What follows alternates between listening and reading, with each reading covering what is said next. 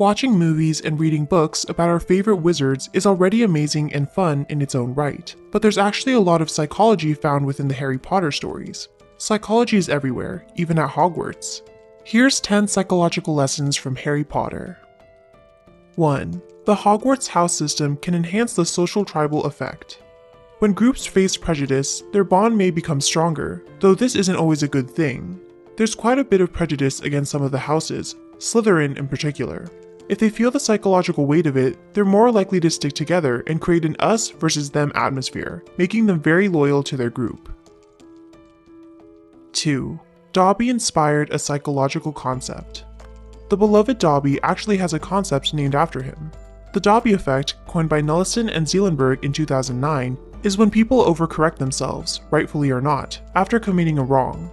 Guilt can be a good thing, as it encourages us to be moral, but the Dobby effect shows that it can be harmful too, when experienced in overly large proportions, causing people to invoke self-punishment.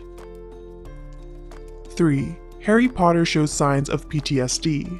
Post-traumatic stress disorder, or PTSD, occurs after experiencing a traumatic event, such as witnessing a terrorist attack, getting kidnapped, or suffering from childhood abuse.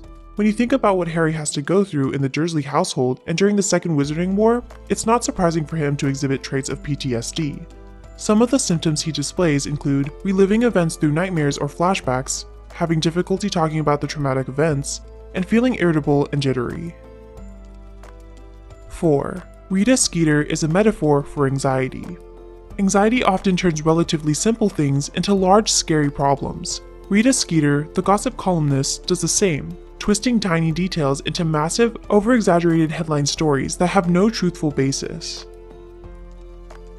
5. Ron Weasley suffers from arachnophobia.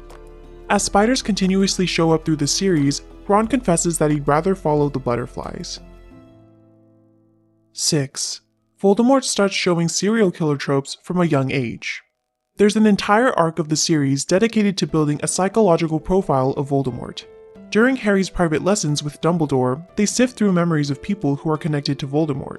Some criminal stereotypes they find include his loner nature, bullying tendencies, strong sense of superiority, and lack of empathy for living things. 7. Draco's journey shows that nurture isn't everything. We don't always turn out the way we expect to. Draco, undoubtedly, has done some nasty things, but who would have guessed that the childhood bully would turn out to be quite mature?